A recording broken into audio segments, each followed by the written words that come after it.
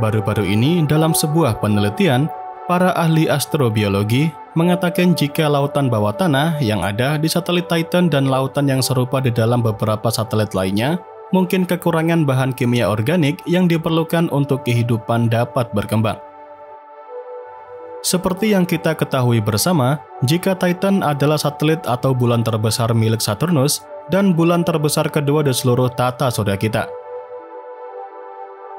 Satelit Titan ini menarik karena memiliki atmosfer yang tebal, ditambah juga memiliki beberapa kandungan molekul organik yang mengandung karbon di permukaannya. Namun, seperti yang saya bilang di awal tadi, terlepas dari semua hal menarik ini, satelit Titan bagaimanapun memiliki kondisi iklim yang sangat-sangat dingin. Suhu permukaannya diperkirakan tidak lebih hangat dari minus 179 derajat Celcius, dan dalam kondisi yang sangat dingin ini, reaksi kimia untuk kehidupan dapat berlangsung akan berjalan sangat lamban atau bahkan tidak sama sekali. Namun, jauh di bawah tanah yang kedalamannya bisa mencapai 100 km, diperkirakan memiliki suhu yang lebih hangat dan memiliki lautan cair dengan volume 12 kali gabungan lautan di bumi. Keberadaan lautan di satelit Titan ini juga serupa yang terdapat di bagian dalam satelit lainnya di tata surya kita seperti Enceladus, Europa, dan Ganymede. Dengan begitu, apakah adanya keberadaan air cair ini otomatis menjadi pertanda adanya kehidupan? Jawabannya adalah tidak pasti. Jadi, menurut ilmuwan yang menentang asumsi bahwa keberadaan lautan di beberapa satelit es dapat dihuni, menyatakan agar lautan tersebut dapat membentuk adanya kehidupan, pasokan besar molekul organik dari permukaan harus mampu mencapai lautan secara fisik untuk memfasilitasi kimia prebiotik yang dapat menghasilkan dan memberi makan kehidupan di sana jika memang ada. Jalur untuk bahan organik ini dapat mencapai lautan biasanya adalah melalui tumbukan komet. Dampak tersebut dapat mencairkan es di permukaan sehingga menciptakan genangan air cair yang berisi molekul organik. Namun, menurut pemodelan dari para ilmuwan, mereka menemukan bahwa tingkat dampaknya tidak cukup tinggi untuk mencukupi bahan organik yang mencapai lautan di bawah permukaan satelit alami seperti Titan dan lain sebagainya. Walaupun tidak secara menyeluruh mengatakan semua satelit mempunyai dampak yang sama, tapi selama ini, kebanyakan lautan pada satelit alami ditemukan pada kedalaman yang cukup jauh dari permukaannya. Dalam hal ini, para ilmuwan juga membuat sebuah perhitungan sederhana mengenai potensi terbentuknya kehidupan di lautan bawah tanah satelit Titan. Dalam perhitungan sederhana ini, para ilmuwan memperkirakan jika hanya sekitar 7.500 kg asam amino paling sederhana atau glisin yang dapat mencapai lautan Titan setiap tahunnya. Jumlah itu mungkin terdengar banyak, tapi jika membandingkan dengan volume lautan bawah tanah Titan yang belasan kali lipat lautan bumi, maka itu artinya sama saja seperti setetes tinta di lautan.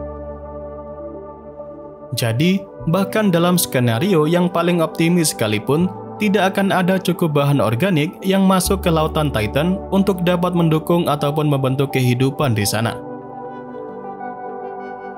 Tapi semua itu masih sebatas perkiraan dari para ilmuwan yang menghasilkan teori mengenai kecilnya kemungkinan kehidupan dapat berkembang serta tumbuh di dalam lautan bawah tanah satelit es seperti Titan.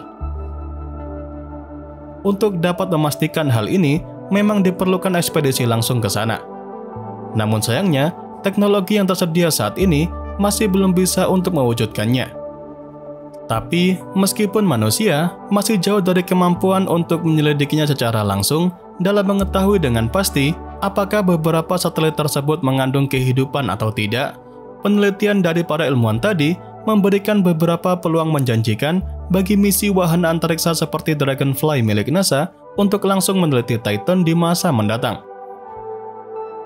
Buat yang belum tahu, wahana antariksa Dragonfly adalah misi helikopter mini atau drone yang terinspirasi oleh keberhasilan helikopter mini Ingenuity yang mengudara di Mars.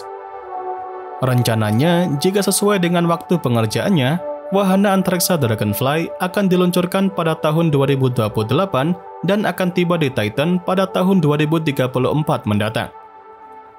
Dalam misinya nanti, wahana antariksa Dragonfly akan menjelajahi lautan dari udara, kemudian mendarat mengambil sampel untuk dianalisis. Selain itu, wahana antariksa Dragonfly juga akan mencari tanda-tanda kehidupan primitif, mempelajari kimia permukaan, dan memahami berbagai proses geologis di Titan. Wahana ini akan mendarat di beberapa lokasi untuk melakukan pengamatan dan pengukuran yang mendalam. Misi Dragonfly diharapkan dapat memberikan pemahaman yang lebih baik tentang kondisi Titan, serta kemungkinan adanya kehidupan di sana sesuai dengan penelitiannya sejauh ini. Dengan demikian, meskipun beberapa lautan misterius di berbagai satelit seperti Titan menawarkan harapan besar, tantangan besar masih menanti sebelum akhirnya manusia bisa mengungkapkannya. Melalui upaya para ilmuwan serta misi seperti Dragonfly tadi, saat ini manusia sedang berusaha memecahkan teka-teki yang mengelilingi kemungkinan adanya kehidupan di berbagai tempat yang tidak terlalu jauh dan misterius tadi. Setiap langkah kecil dalam penelitian ini tetap akan membawa manusia lebih dekat pada pemahaman yang lebih besar tentang alam semesta dan tempat kita di dalamnya. Jadi, kita nantikan saja perkembangan selanjutnya mengenai penelitian satelit seperti Titan tadi, sekaligus menunggu peluncuran berbagai wahana antariksa dengan misi mencari tanda kehidupan di tempat lain seperti Dragonfly tadi. Dan ya, itu saja yang bisa saya sampaikan pada kesempatan kali ini. Seperti biasa, semoga dapat memberikan pengetahuan baru seputar dunia astronomi sekaligus hiburan untuk kalian semua. Jangan lupa, kedepannya masih akan ada banyak lagi pembahasan menarik seputar dunia astronomi yang akan saya sampaikan. Dan tentunya bakal sayang banget untuk kalian lewatkan. So, tetap stay tune terus ya bersama kami, Nasi Angkasa, Media Astronomi Indonesia.